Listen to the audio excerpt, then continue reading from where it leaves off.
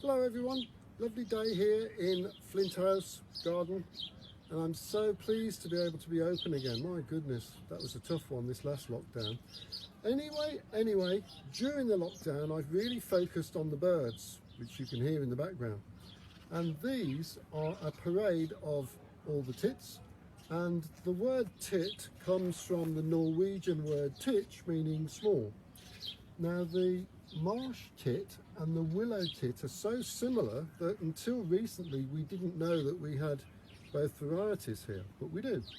Okay, so from the top we've got the willow tit, the crested tit, the great tit, the marsh tit, the bearded tit, the coal tit, the long-tailed tit, and the most famous of all, most recognisable that we all love, is the blue tit.